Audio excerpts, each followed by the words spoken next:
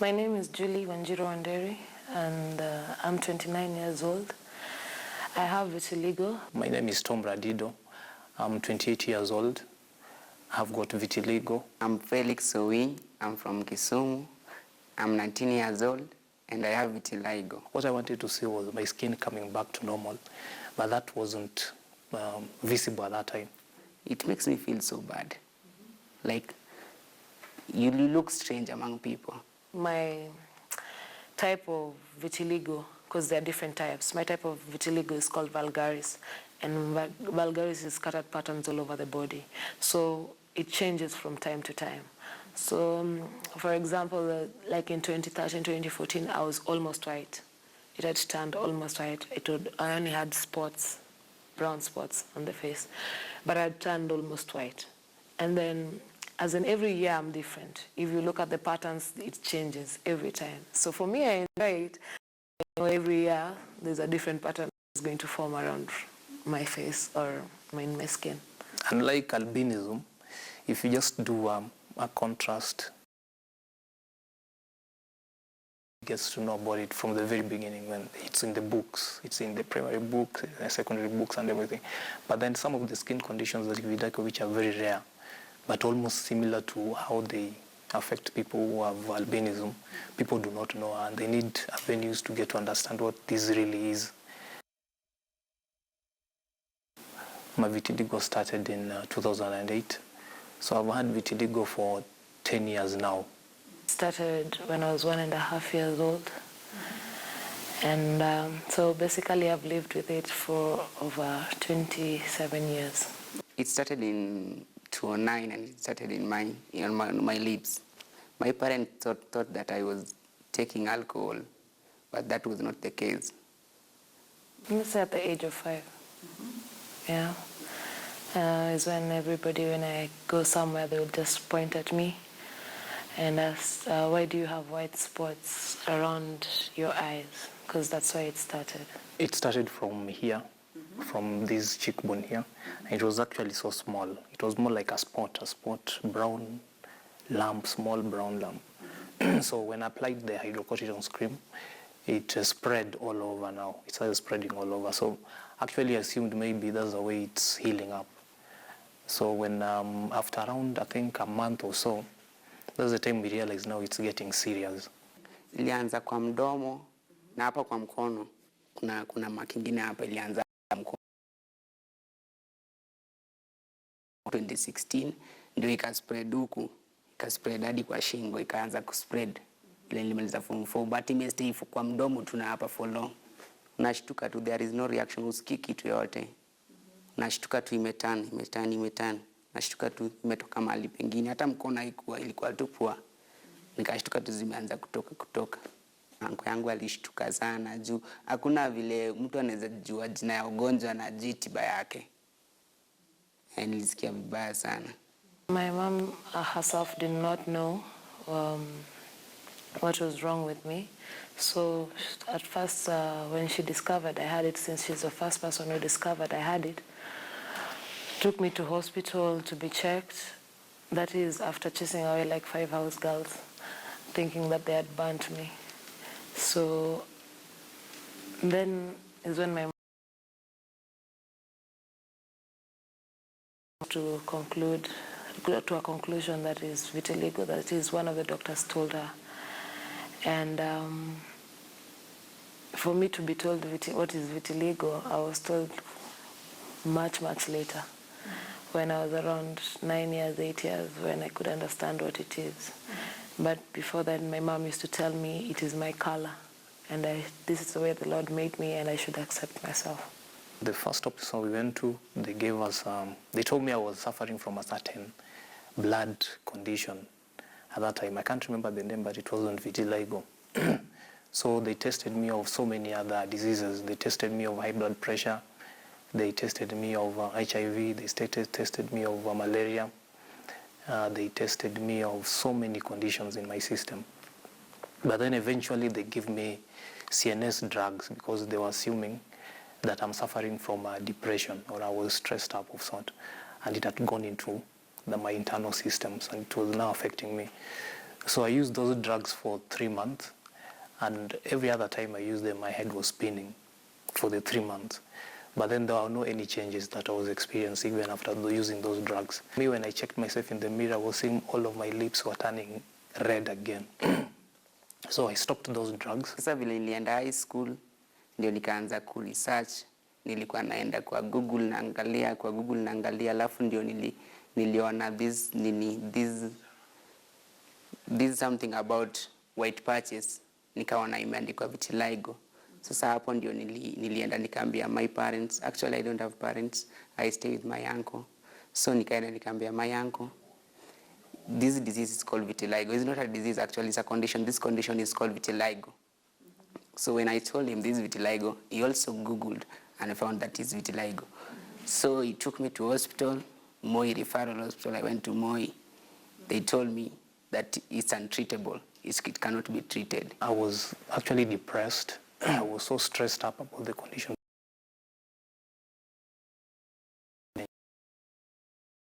So fast. In primary, basically, I was being bullied a lot because of my skin color, and but it reached a point that I got to embrace myself. But that was when I was in class 8. I'd gotten tired of being bullied, and so there was this particular girl who used to bully me a lot and make fun of me. So at that time, there was this fights people close with in school and closing days. So I closed her and I fought with her. So after fighting with her and I kind of won the fight, somehow I took charge of my life after that. I saw I could defend myself, I can protect myself, and everybody in the school stopped bullying me from then. But my class 1 till class 7 there, it wasn't easy. I used to be alone. I only had one friend, and I didn't want to talk much with the rest of the people. High school was also, I took advantage of my skin color. And since I knew I was to be bullied when I entered Form 1, I entered and I told everybody that it is contagious, which is not contagious. So where I'd leave my bucket or my clothes, no one would touch any of my stuff when I was in Form 1. So basically in Form 1, I survived it. But when I reached in Form 2, some of my friends noticed that I was lying to them. So I opened up and told them it's not contagious. There are various theories, but what is known is it's an autoimmune condition where your own body attacks the cells that produce skin color. What is also known is that exposure to certain chemicals can bring about vitiligo. So we'd call that occupational vitiligo. For certain, seeing a doctor helps you to be reassured that you are not also having a, because the condition can be associated with other conditions which are serious, like thyroid diseases are common. So you need to be reassured by your doctor that you're not having an ongoing chronic illness. So just seeing a doctor reassures you. Tom sought care from a dermatologist who put him on treatment, a variety of medicines for 2 years that only changed the size of his pockets. This was after months of using Chinese medicine that cost almost the same. It cost around 17,000 every month. That's the amount I used to pay for the drugs. With the combination of the green tea, the small mustard seed tablets, and those green gram kind of drugs, they all used to cost around 12,000 shillings.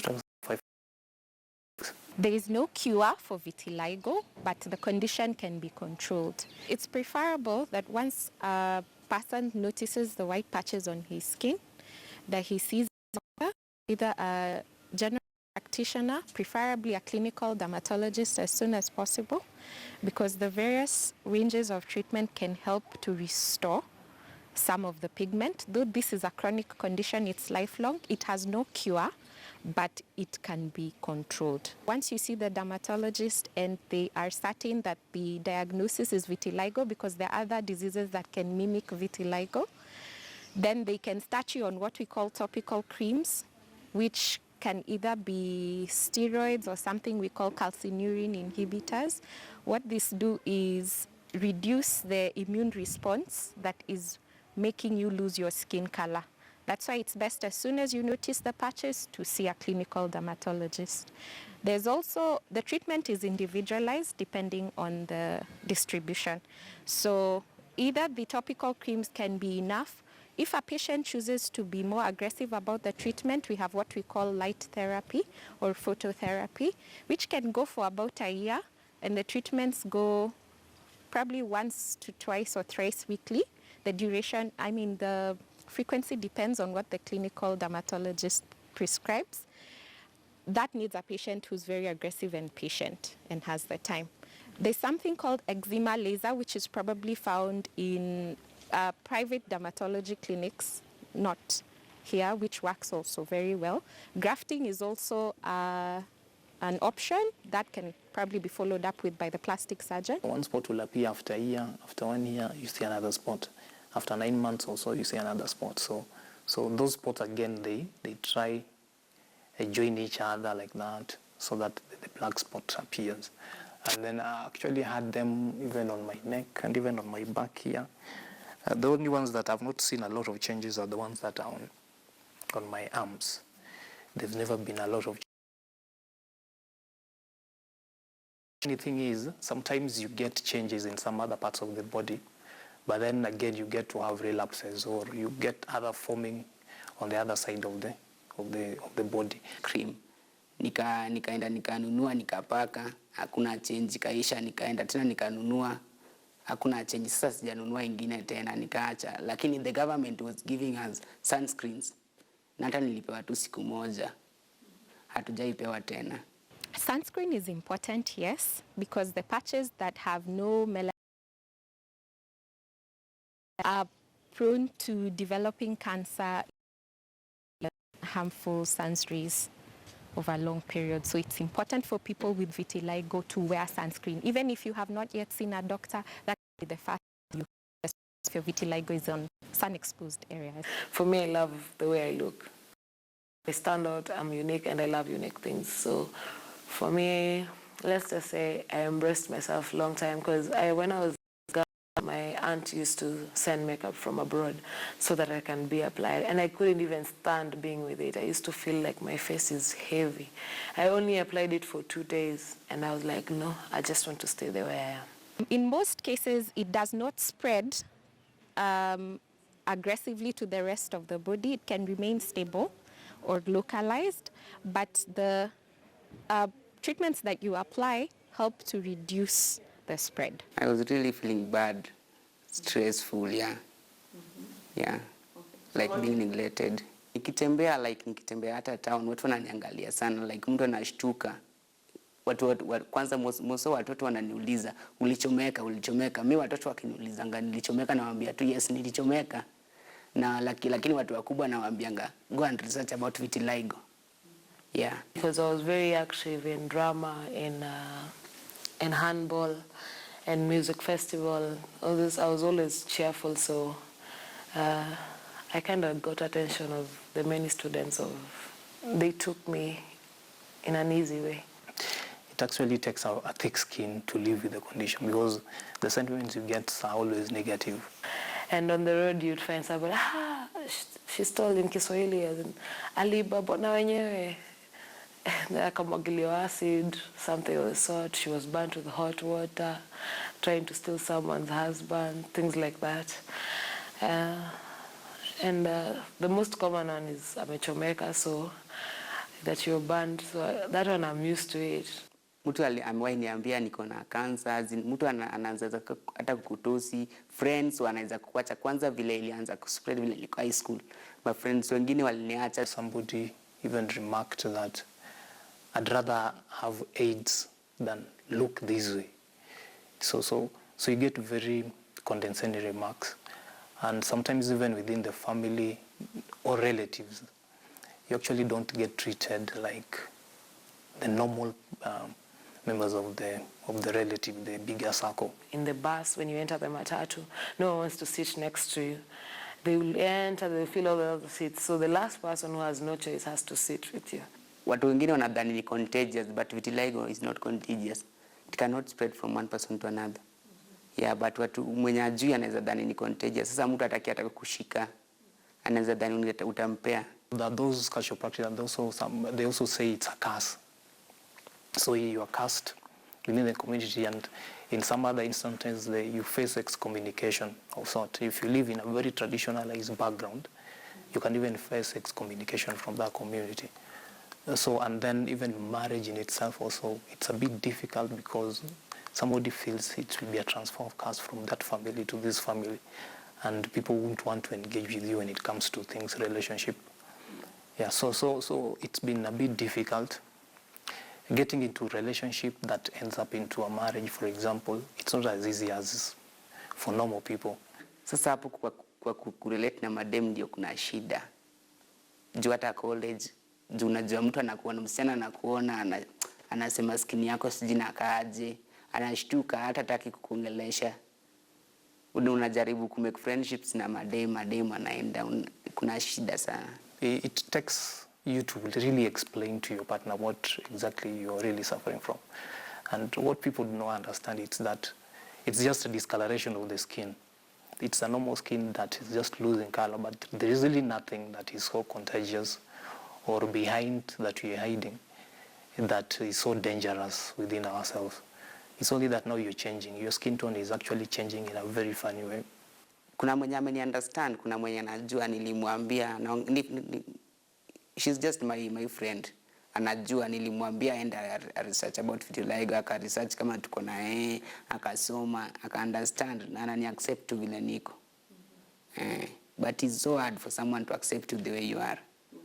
So it's normally a risk I'm slow to take, in as much as you get to try explain for those people you might feel that you're interested in.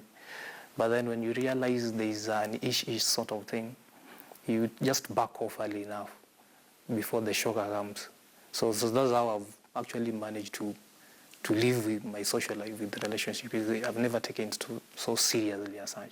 The hurtful parts where people leave you maybe because of your skin condition.